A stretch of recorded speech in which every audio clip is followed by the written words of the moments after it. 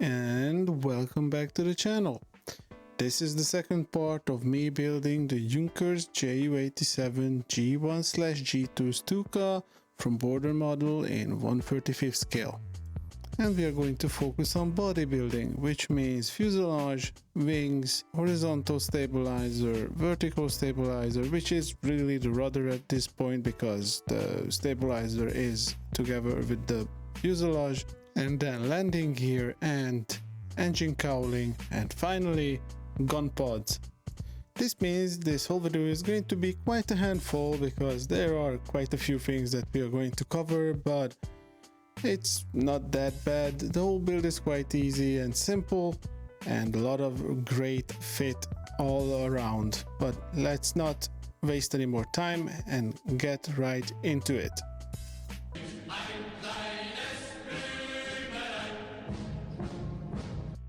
So let's continue where we left off, which was gluing the fuselage shafts together, and after that we need to scrape off all the nasty seam lines that we created. And of course, with that done, we have to redo all the rivet detail which we have lost during scraping and sanding. Luckily, this trusty trumpeter riveter tool has the same distance between the teeth as the distance between the rivet detail. And by that I mean the distance between each rivet on the fuselage body.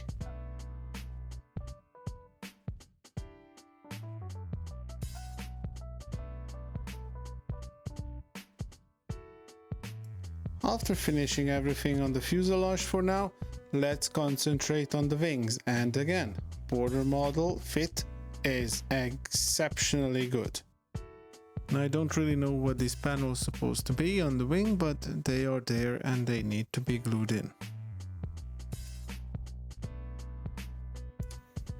And it is simple as that. Now let's focus on the searchlight in the left wing.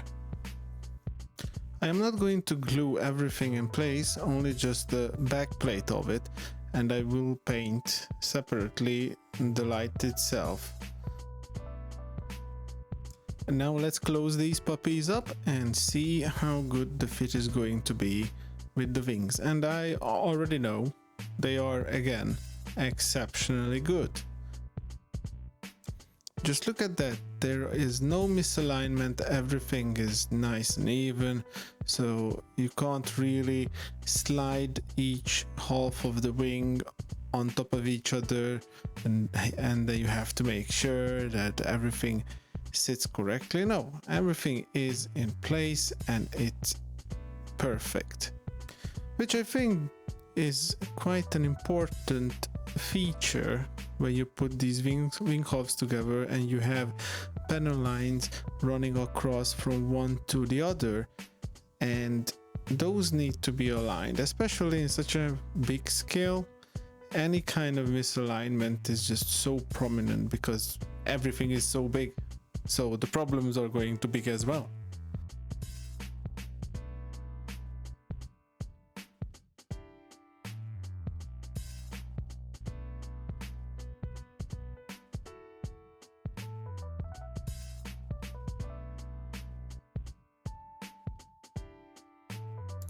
Now these G2 wingtips are the only parts which I found a bit not that great to put on, but they were manageable.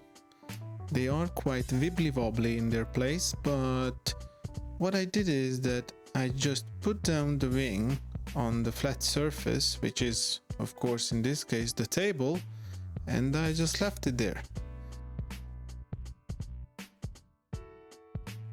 I did have to do a bit of touch-up on the back edge of the wings where the ailerons and the flaps are going to be, because there was a tiny gap, so I filled that with sprue glue as you see here and then sanded them flush later after everything has cured.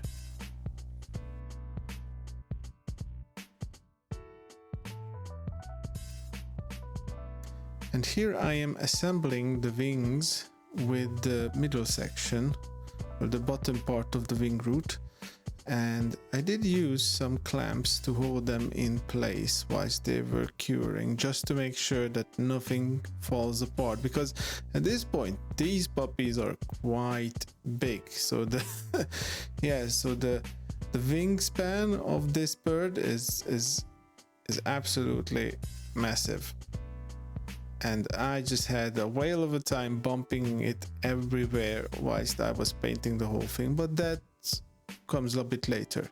And now we're going to focus on the elevators and the stabilizers and the rudder.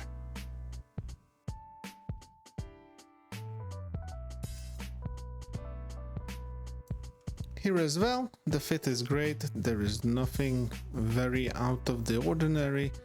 Things go together and stay together. Everything comes in two halves, well, except for the elevators, of course, because they're quite thin anyway, but the rudder and the horizontal stabilizers, they come in two halves.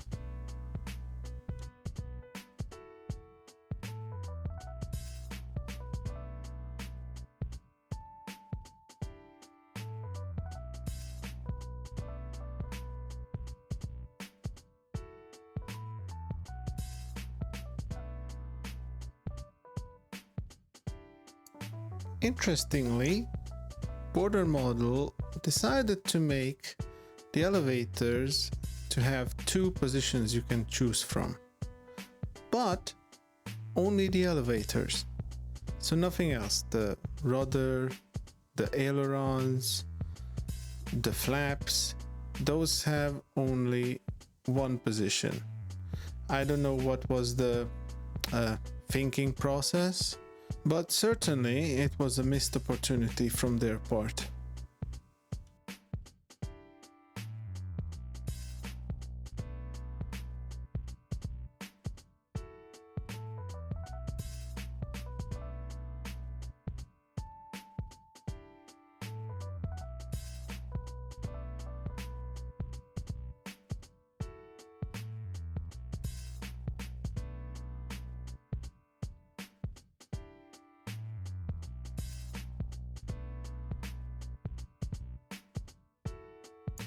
And when you choose from one of the positions you can have with the elevators, it's an either or situation. You cut off the knobs that you don't need and there is no going back afterwards. It would have been nice to have them in a way that you can position them freely, but then again, I understand if you do the elevators and a rudder, then you might want to do the ailerons and flaps as well. But on the Stuka, the way they were engineered, I don't think that it would have been possible to make them movable at this scale. Maybe in a 1/24 scale it's possible, but anyway, that's a different kind of topic. Now I'm going to put the stabilizers in place, and as a common Stuka thing, you have these, I don't know, these struts underneath the stabilizers, and they have a quite nice little place they fall into, and again, great fit all around. Just like that, it just pops into place and all done. Well, that needed a bit of a push.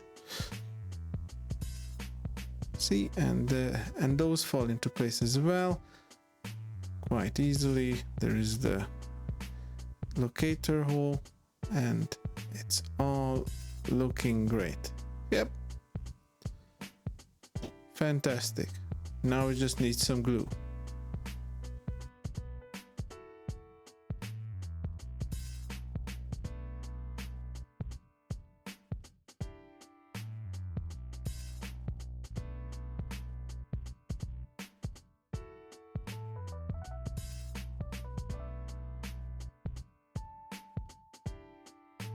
I'm actually going to retract my statement because, as you can see, I forgot that even the elevators have these control rod thingies outside of them, and when you have these things, it would be really hard to make these control surfaces actually be freely positionable, movable in any shape or form without actually making these rods workable as well. And yeah, so there you have it. I think the case can be closed. The reason why we don't have movable control surfaces on this model is because the whole design of the Stuka is just amazingly intricate. And to talk a bit about the building process, I didn't glue in the elevators because I wanted to make sure when I add these rods they are not going to be misaligned. But as you can see, everything looks really good and really falls into place, so no problems.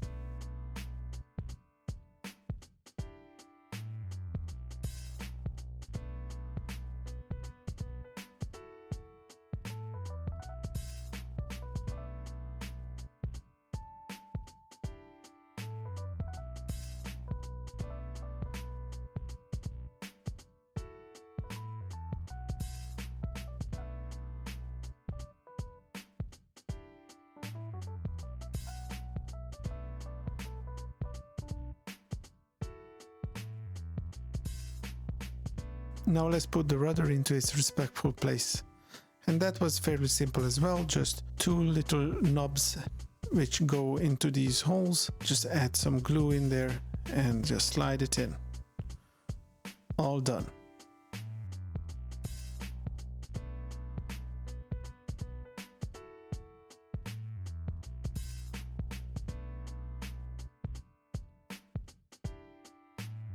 Now using AK's third generation acrylic dark gray to paint the insides of the targeting window, which is used by the pilot to find anything on the ground to attack. Now one might say that G1s and G2s didn't have these windows, so this is a bit of an inaccuracy, which I think is true, but then again the D variants, which came after the Gs, did have the option to carry gun pods or bombs, or maybe both, but I'm not 100% sure on that, and frankly I didn't do any research. I'm sure that there is a bit of a topic around this, but anyway, let's continue. Okay, so besides contemplating what is historically accurate and what's not, I just assembled the whole thing, putting the wing roots together with the fuselage and gluing everything in.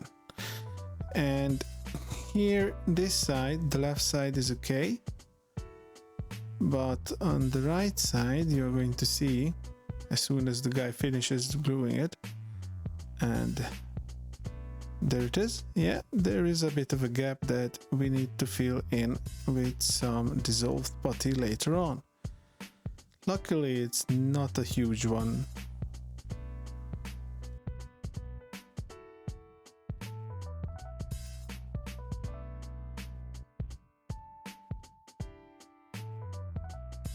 This is another part where some work is in order. Using my trusty scraper, I remove these ugly seam lines created by gluing the two parts together. And this scraper, made by Revell, is the only Revell product I am willing to recommend, because it is really good. Anyway, this whole process is not going to be without any loss of detail, especially around the panel lines and some of the rivet detail, but that can be reapplied shortly after. Using my trusty saw blade, I rescribe the panel line at the very edge.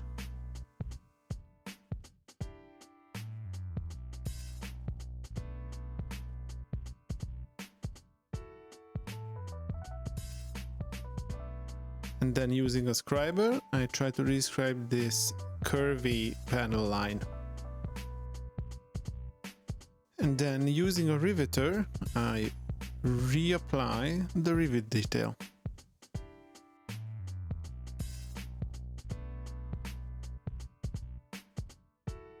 Now we are going to fix that gap at the wing root using my trusty Mr. Dissolve Putty, or I should call it the magic sauce.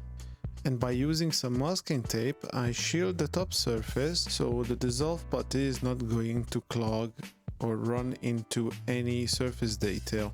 And of course, here you can also see that instead of using regular brush, I use these silicone tip sculpting brushes or sculpting tools. I don't know their exact name, but they are much better to use them on putties like these because it's much easier to clean them. As for a regular brush, when you leave some residue of this dissolved putty in it, if it hardens, then your brush is pretty much ruined.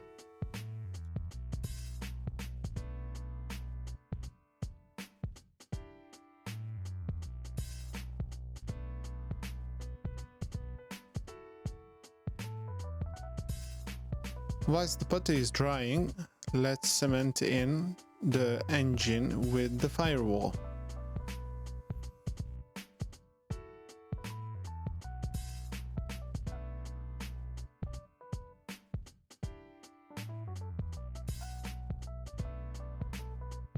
And finally, the engine is in its place. Now this bird is getting bigger and bigger by the minute.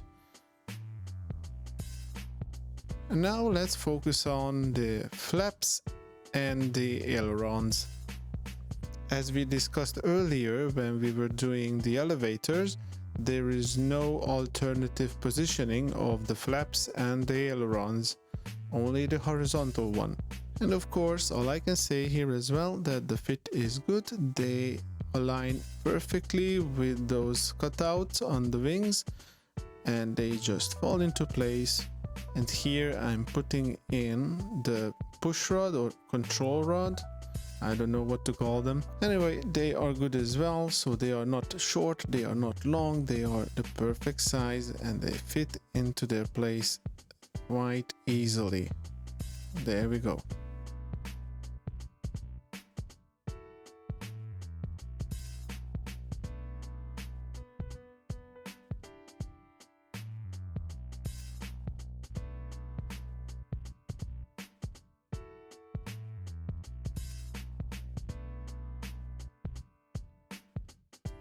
Now this part is a bit of a doozy. This is the part of the flap which is close to the fuselage and it is not held up by too many points. So one of them is that little knob sticking out at the end, that part that goes on there, and the other one is a control rod. This means, as you can see here, this means that it's quite flimsy, so you have to take good care that you have it right in its place. I first glued the push rod or control rod on the flap itself and then glued the whole thing in there, but it's still going to be very delicate throughout the whole build. And of course I did break it once, and this is a bit of an issue with this whole build. Well, not the build itself, but because it's a Stuka and it has a lot of tiny protruding parts that can be broken off really easily, especially around these flaps and ailerons and elevators. You just want to make sure that you keep track of how you're handling your plane, how you're turning it, where you're holding it. It's an annoying thing, but it is what it is. If you want to build a Stuka, you have to live with these problems. Now let's glue in the control rods of the ailerons. Luckily, it's just one rod per aileron.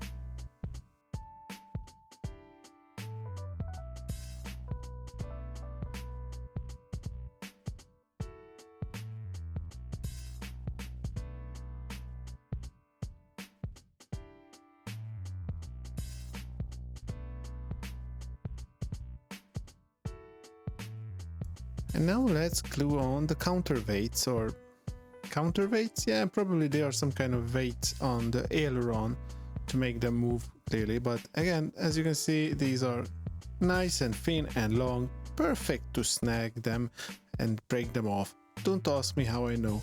But anyway, let's leave this guy alone with these tiny parts and move on to the engine cowling.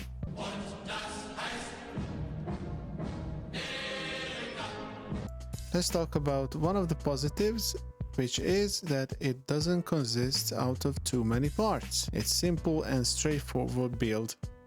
Maybe a negative is this part here, which is the left side of the cowling, where it is made out of two parts, which is quite interesting because the right side is one part, but here you have to glue these two parts together. And I am guessing the way it's done is to have this open, if you'd like, so the top part is not glued in, and then you can have a partially open cowling to show off the engine. Interestingly, the instruction sheet doesn't mention anything about this, or at least it doesn't give you alternative instructions on how to build the cowling partially open or visible, well, the inside's visible. And because of this, you want to make sure that you study the whole kit and you study the instruction sheet well before you start building, because it's easy to overlook something as the instruction sheet is not mentioning it.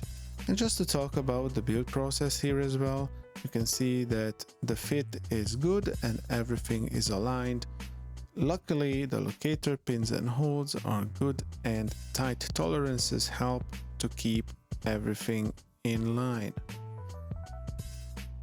Now this part, which is the front of the radiator, the chin of the Stuka, now that is a bit wibbly wobbly, and by that I mean that there are no guides or locator pins or holes, and you want to make sure that it is perfectly centered. Apart from that, it is a good fit. Again, it is a good fit. It fits into its place perfectly. There are no parts sticking out or not sticking out, being too recessed or something. Just make sure that it sits well, nice and flush with the rest of the surface.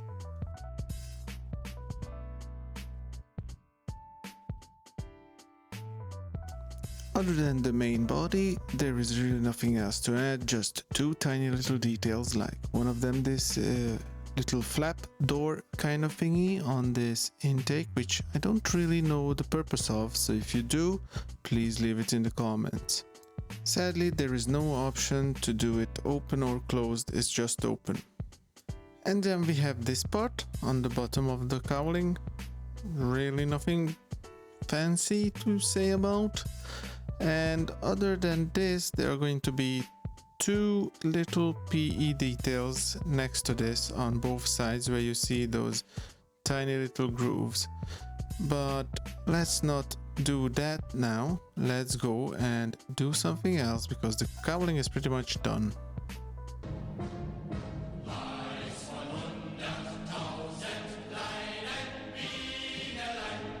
And as the title suggests, we are going to focus on the landing gears. Now with the Stuka, it's going to be straightforward because there is no up or down, open or close or anything like that. It's a fixed position landing gear, which makes our lives much simpler. And needless to say, everything goes well together and the detail is quite good.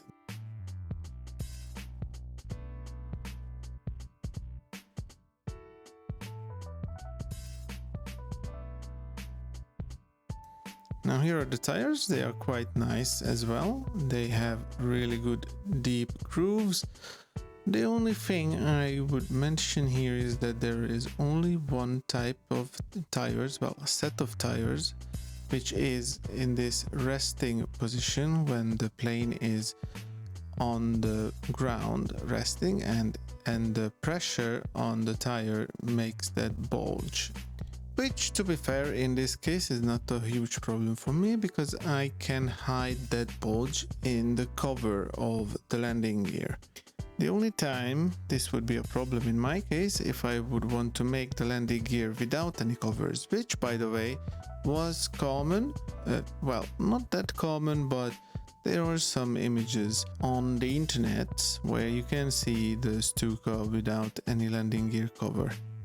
The middle section of the wheels come in two parts as well, just like the tire, and it falls into place with no problem. Now I can certainly see some benefits to this kind of setup where you could paint the tire separately and then you can paint the inside of the wheel separately and then assemble it later.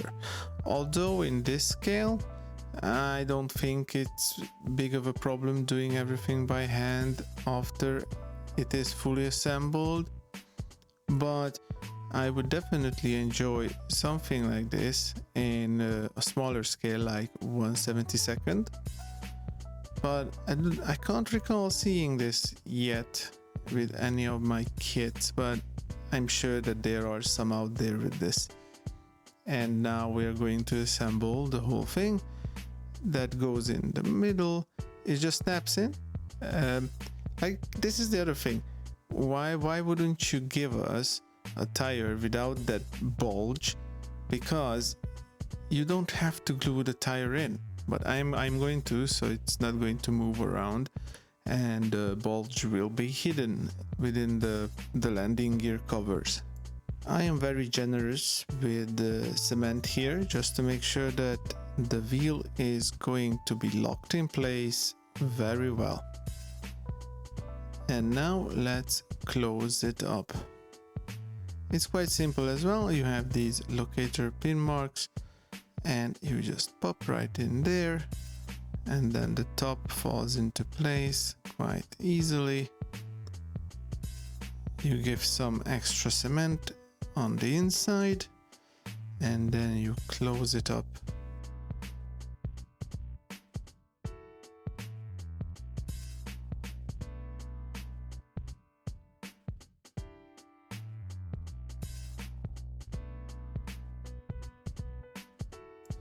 And again, I will say the usual thing, the fit is great.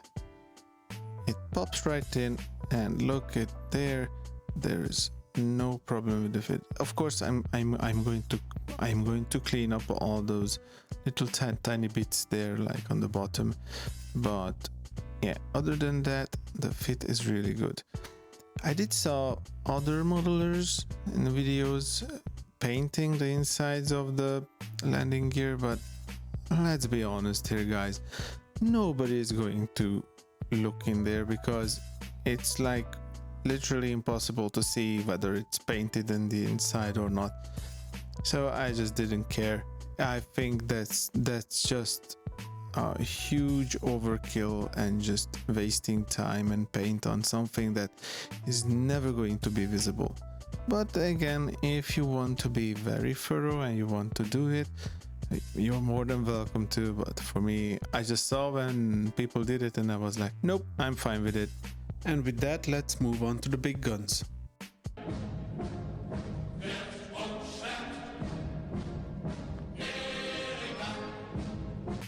Okay, so it's big gun time. And I should say that they are decent. I think they are lacking some detail here and there, but overall they are good. But let's see how we get along as we are building it. And first you want to glue together these two halves of the gun's main body. Now one might point out that this is not slide molded, but it shouldn't really be a problem as it is going to be basically invisible. Well, not invisible, but it's going to be covered up almost completely. Now this little U-shaped part that's going to go right there, you can see that there are no guiding pins and holes or anything, so just you have to take care to hold it in place like that and then glue it like so.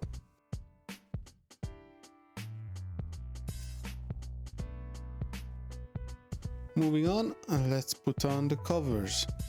Each gun pod cover comes in two halves, and sadly for people who would want to do like an open gun pod, for example, to show off the insides of the guns, there is no option for that. So both sides of the gun pod are molded shut and you have to do some scratch building.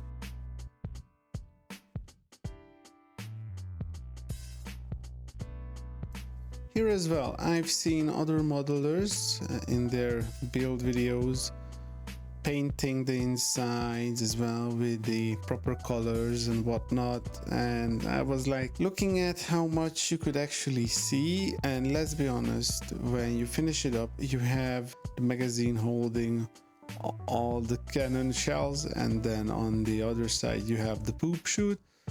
You're not going to see anything from the inside really. There is going to be just a tiny slit where you could see anything what's in the inside. Other than that, nothing. So I just glued them together and be done. Now comes the top parts of the cannon pods. These come in 2 pieces as usual. Here having a bit of a trouble of cutting them off. There we go. And now the other 2. These parts are very simple as well. Just 2 halves, glue them together and be done.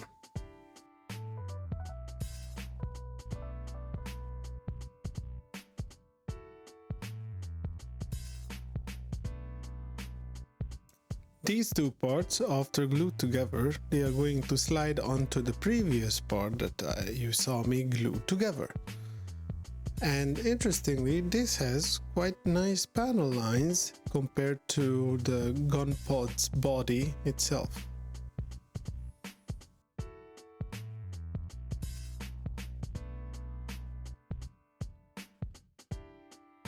And as usual, now I reach for my trusty Rival scraper. Again, this is one of the best tools I have in my shed, and you absolutely have to respect it, because not too long ago I just managed to stab myself. It is very pointy. It's not that sharp, surprisingly, so it's not known for its sharpness, but the end is very pointy. You can easily stab your hand with it, and it hurts, I can tell you that. Moving on, I take another trusty tool, which is this saw blade that I have, and re-scribe the lost panel lines.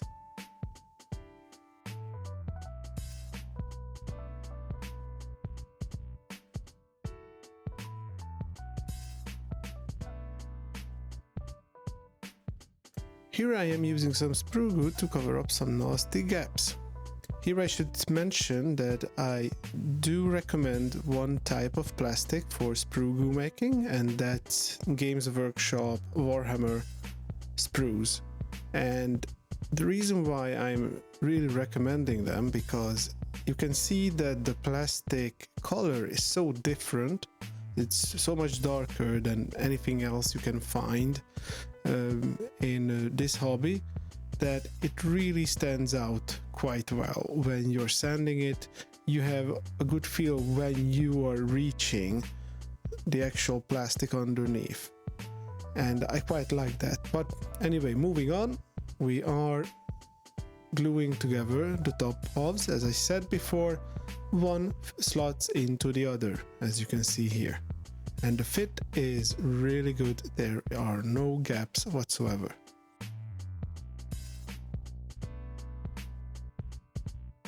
Now here I'm going to pause the video for a second, because don't do what this guy does to cut off that locator pin at the end of the barrel, because that pin goes into the gun pod. Of course, it's not the end of the world, because you can still put the barrel in. It's not a vital thing, but it's still good to have because it makes it more stable.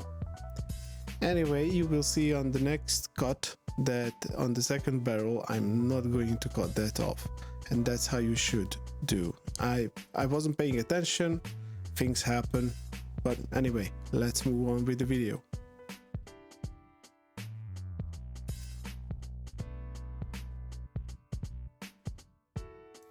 And yes, this is the way how you should cut it.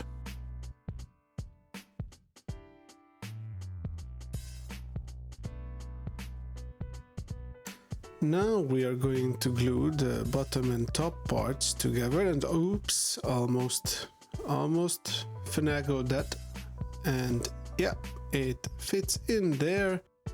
Don't worry about any issues because there aren't any, and you glue them in. Luckily there aren't any big gaps between the two, which would have been a pain in the ass to actually get rid of, as you have that nice rivet detail very close to the edge, and then it's a 90-degree angle. It would have been absolutely horrible to fill gaps in such a tight corner.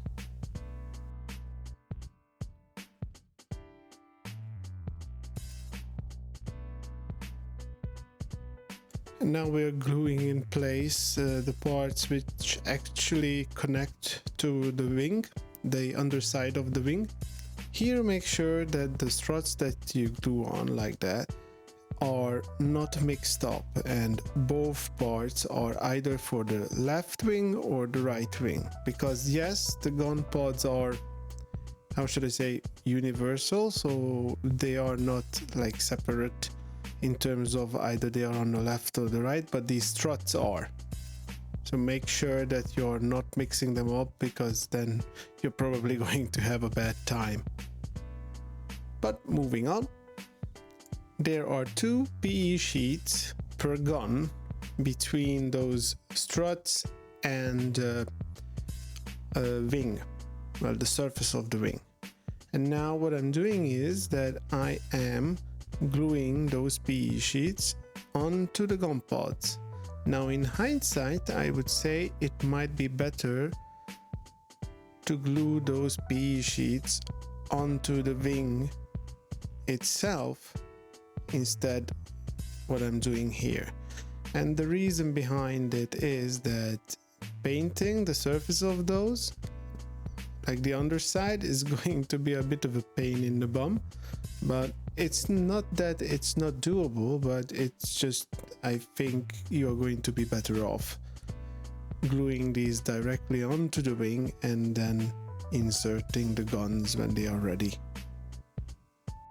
And of course here as well, take good care of the orientation of these PE sheets, especially the front one, the big one that is already glued on there, because you don't want to mix it up, because there is an extra hole where that pipe, this one, is going to go into. I think this is probably the Bowden tube or something for the trigger mechanism of the gun. I really don't know what it is, or like some kind of oil or like pressure tubing, I don't know.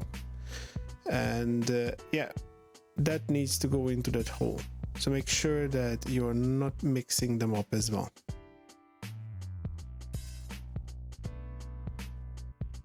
And as the last piece before painting is this magazine that goes into the right side of the, well, depending which angle you're looking at, but let's say it's the right side of the gun pod. And the reason why I'm gluing this in but not the other is that that one completely fits into the hole and there is nothing visible afterwards. That's why they can go in right now, and this is now done for painting. And I think with the gun pods out of the way, I call it done. Well, I call this video done, but don't worry, we are going to go on to the third video, which is going to be about the canopy, the instrument panel of the pilot, and priming, painting, weathering, so on. And hopefully that will be the last. Now, I'm not going to make any promises when it's going to come out. If you follow me on Instagram, you might know that there is another finished article, which is the Yokosuka D4Y2 Judy from Fine Molds, and that one is in the making as well. Well, the video is in the making. I do want to make that just a one-hit wonder. I don't want to make it into multiple parts. Anyway, I hope you like this video, and I'm again immensely sorry for being so late, but you know how it is. This is just a hobby and life gets in the way of hobbies many times. But I hope you still enjoyed it and you are going to stay tuned to see the next installment coming out soonish, hopefully. Anyway, please like and subscribe and see you on the next one. Bye bye.